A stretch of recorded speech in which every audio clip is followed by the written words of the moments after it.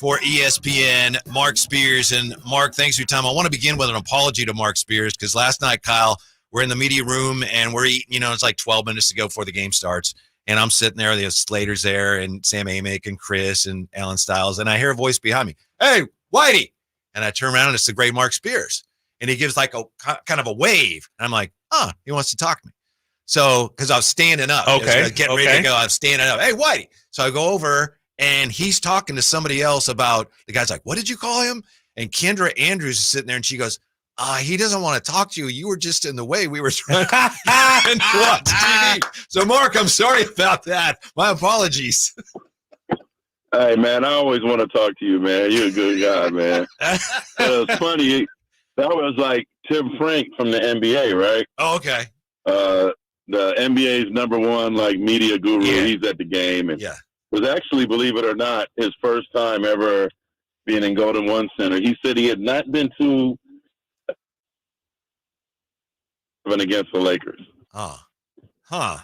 Which is way, way too long. But anyways, so Whitey's in the way to screen. We're trying to watch the end of the game. He's telling some cockamamie story or whatever he was talking about. And I said, "Hey, Whitey, move out of the way, man." And Tim Frank looked over like, "Oh my gosh, what did you call him Whitey?" Like he thought I was making a racial comment, man. I was like, "Nah, man, his nickname is Whitey, man." That was funny. That was a good one. Well, yeah, and then I almost blocked you from that big Halliburton shot, so sorry about that. But, Marc, a lot of Kings fans today, as you can imagine, this happens a lot when the Kings lose. Kings fans are down on HB. I mean, where do you think Kings fans should be right now after last night? The reason why they lost that game? I don't think so. Nah, come on. Yeah, nah. I mean, they lost. Did he miss a shot? Buzzer or something? Did I miss something? What they mad about? They just think that for a guy that they re-signed, he should be giving him more, especially when, Ingram and Zion are playing so well. I'm ask Kings fans the game. He's the reason why y'all lost? Nope. Not at all. You give up 127 and Kings fans pointing the finger at Harrison Barnes. Come on, man. You lost because you couldn't stop anybody. Well, here's the thing. What did Zion do last night that was special? Right. No, you're right. You got an off night. You got an off night from Zion. Mm-hmm. You know what? I hate to say this, but that was a time I saw the Pelicans as a team, and this is going to sound crazy, that I was like, you know what? If they're healthy, they're capable of winning the whole thing. Wow. You said the whole thing, Marc. The whole thing. Wow. Yes. And so the one thing that I keep in mind about the Pelicans, and we don't have to talk about the Pelicans too much, but when they were healthy last year, they were one of the few teams that were ahead of Denver in the standings. And I think the reason is, I mean, like, hey, man, some teams just are good teams that got your number, right? So I don't know the Kings fans should beat themselves up because they got to really the games in New Orleans. Yes, I definitely think you should be disappointed about not competing with so much on the line, for sure. But New Orleans is pretty good when they're healthy because you got a guy that can counter Sabonis. They got one of the Jones is maybe the best on-ball defender in the league. Swain is like, I don't know anybody in the league that posts 2 feet away from the rim. Nobody gets easier buckets than him. And then like CJ Money, he's a great complimentary player. Brandon Ingram's of late is playing like a top 10 player in the league. And I mean, Zion had an off night and they still look great. Yeah. So I take a breather, man. Look, I think Kings fans should be, if anything, just disappointed that you were that close and you didn't get there. But to fight and claw back to get the win against the NBA tournament, to be in national TV twice in the process, I do think that there were a lot of positives there. Marc Spears, ESPN and Anscape joining us. Marc, along those same lines, give credit, obviously, to the Pelicans. But Mike Brown has talked about winning the championship here in Sacramento. Yeah. Did the matchup with the Pelicans, does that expose some areas of need, you think, for the Kings? Yeah. I mean, it's like Keegan has to take his game up. I know he's been hurt, but I don't see a step forward so far. Do you? I don't, to be honest. Like, to me, maybe he's the guy you're kind of mad at a little bit because I know Summer League, but when you saw that outburst in Summer League, you're like, all right, he's ready to be an all-star caliber player. We keep reading and hearing all this stuff about all the workouts with Fox and what that did for his game and the confidence. And, like I said, maybe the injuries slowed him down, but to me, there just hasn't been that progression, that step forward that you expected from him, right? Mm-hmm. Like I'm expecting much more from him. I'm expecting a 20-point score that lightens the load on Fox and lightens the load on Sabonis. And, he hasn't been that. Like, to me, like, if you're blaming Harrison's like your fourth or fifth scorer. Right. That's the problem? No, Harrison is not the problem. I think Keegan has to take it up to another level.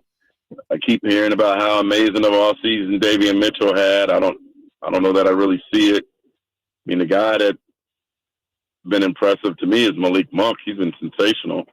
But I mean, some of the other bench guys hasn't had. I mean, who else on the bench is really like living up to the expectations, the heightened expectations? And so, if there's anything I see, I kind of feel like the Kings need more patience with Keegan and perhaps need to make a move because now they have heightened expectations to perhaps get a player in that they could be confident can be that elite third scorer for them, because that maybe it's going to take Keegan more time than they thought. Marc Spears, our guest from ESPN and Anscape. I think you're right about Keegan Murray, Mark. We talk a lot about that on the show. The plan is, I mean, this doesn't work unless Keegan at some point makes those strides. Not there yet, but they absolutely need for this all to work the way it's set up. They need him to at some point start to become that player. But that said, do you think the Kings have the players they need to play the type of defense that Mike Brown says they need to play in order to compete for a championship right now? Yeah. I mean, good question. I might need to evaluate them a little more. McGee, do they need to play McGee more? I heard one of the Pelicans fans basically yelling out. It was kind of interesting. He was trash talking. He's like, "You guys have no rim protector, and we know it. We know it." Right? And maybe that's do you use McGee more? Do you trust him as a rim protector, or do you feel like his days are past him? I think the perimeter defense is fine. I just maybe just need somebody else like that. I mean, but there's who is that? Like, how many guys are like that? There's not a lot of people that in the league, period, that fear from a shot blocking standpoint. So I don't know who that magical, mystical guy is that could bring that to the team, but maybe Mike needs to bite the bullet a little more and play McGee more. Marc Spears joining us, ESPN and Anscape. You're right, Mark. JaVale McGee, 3 minutes and change last night. I was shocked by that because he had played so well against Denver. I do want to shift gears. I know you had an impressive Q&A with our guy, DeAaron. Fox just won Western Conference Player of the Week. When you talk to DeAaron, what stands out to you? What did you get from that article that you guys can read on Anscape.com? He's got a different level of swag now, a different level of it kind of reminds me of covering Melo in Denver while the team still was growing, he was there, right? He was a superstar. DeAaron's a superstar. And when he walks in the building, he's feared. He's not scared to say something to LeBron James. He's on a different level. But I guess what I learned from him is while he's on a different level as a player, like, he hasn't changed as a person. The same guy that plays Call of Duty with his buddies all the time. He's the same guy that loves to see his wife and his young son sitting courtside, the ego hasn't changed. And he acknowledged, like, things around him are changing. Now, shoes and people wanting more for his time. I saw the Kaiser ad. Like, those things are changing. But I do respect the fact, and this is maybe why Stephen Curry wanted him as part of his brand, because, look, I was here when Steph walked in 2009, and, I mean, it's inevitable that Steph changes a little bit, right? But in essence, Stephen Curry is still the same dude that, you know, used to live in Oakland's Jack London Square in 2009, right? So that says a lot about him as a character, for DeAaron, a lot about his upbringing, his parents.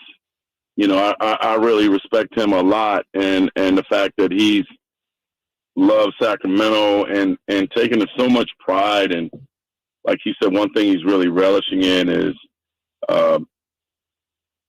the chest poked out from the locals that hasn't been there. The pride wearing the Sacramento stuff on a different level now.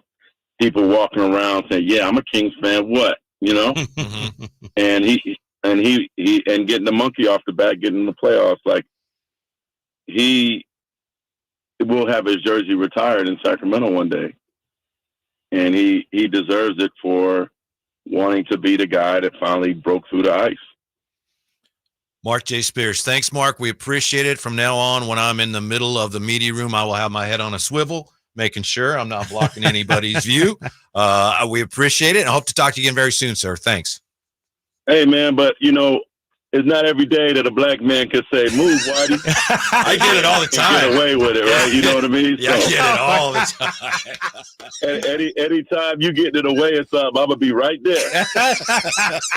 You're going to be popping out the bushes, right? Oh, my God. Thanks, Mark. Crazy. All right, bro. All right.